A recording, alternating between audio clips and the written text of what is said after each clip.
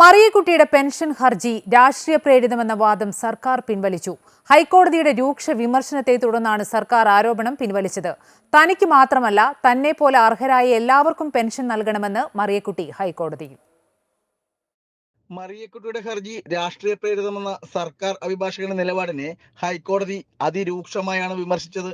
മറിയക്കുട്ടി ഹൈക്കോടതിയിൽ VIP ആണെന്നും ഇത്രയും പ്രായമായ ഒരു വ്യക്തി പെൻഷൻ ചോദിച്ച് കോടതിയിൽ വരുമ്പോൾ ഈ രീതിയിലാണോ പ്രതികരിക്കേണ്ടതെന്നും കോടതി ചോദിച്ചു. ഹർജിക്കാരിയെ അപമാനിച്ച സർക്കാർ നിലപാട് ഞെട്ടിച്ചെന്നും കോടതി പറഞ്ഞു. ഇതേ തുടർന്ന് സർക്കാർ അഭിഭാഷകൻ ഹർജി രാഷ്ട്രീയ പ്രേരിതമെന്നുള്ള വാദം പിൻവലിച്ചു. ക്രിസ്മസ് കാലത്ത് ജനങ്ങളുടെ സന്തോഷം തല്ലിക്കെടുത്തരുതെന്നും കോടതി പറഞ്ഞു. ഹർജിക്കാരിക്ക് വേണമെങ്കിൽ ലീഗൽ സർവീസ് അതോറിറ്റിയുടെ സഹായം നൽകാമെന്നും കോടതി പരാമർശിച്ചു. പെൻഷൻ കൊടുക്കേണ്ട കാര്യം പറയുമ്പോൾ കേന്ദ്ര സംസ്ഥാന സർക്കാരുകൾ തമ്മിൽ ഉത്തരവാദിത്വം തള്ളിക്കളയരുതെന്നും കോടതി പറഞ്ഞു. കേന്ദ്രവും സംസ്ഥാനവും അങ്ങോട്ടും ഇങ്ങോട്ടും പഴിചാരിയാൽ ഇവിടുത്തെ സാധാരണ ജനങ്ങൾക്ക് ജീവിക്കണ്ടേ എന്നാണ് കോടതിയുടെ ചോദ്യം. പെൻഷൻ ആവശ്യപ്പെടുന്ന മറിയക്കുട്ടിയുടെ ഡിഗ്നിറ്റിയെക്കുറിച്ചും സർക്കാർ ആലോചിക്കണമെന്ന് ഹൈക്കോടതി പറഞ്ഞു.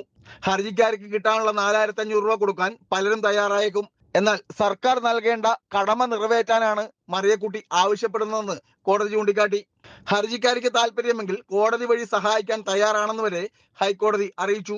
അതേസമയം തനിക്ക് മാത്രമായി പെൻഷൻ വേണ്ടെന്നും തന്നെ പോലത്തെ എല്ലാവർക്കും ഒരുപോലെ പെൻഷൻ നൽകേണ്ടതാണ് ആവശ്യമെന്നും മറിയക്കുട്ടി കോടതിയെ അറിയിച്ചു. ഒരു സാധാരണക്കാരിയുടെ പരാതി ഹൈക്കോടതിയിൽ സർക്കാരിനെതിരെ പുതിയ മാനങ്ങൾ തുറക്കുകയാണ്. അർഹതപ്പെട്ട പെൻഷൻ ചോദിച്ചാണ് മറിയക്കുട്ടി ഹൈക്കോടതിയെ സമീപിച്ചത്. അതുകൊണ്ട് തന്നെ ഈ സാധാരണക്കാരി ഹൈക്കോടതിയിൽ VIP ആണെന്നും കോടതി പറഞ്ഞു.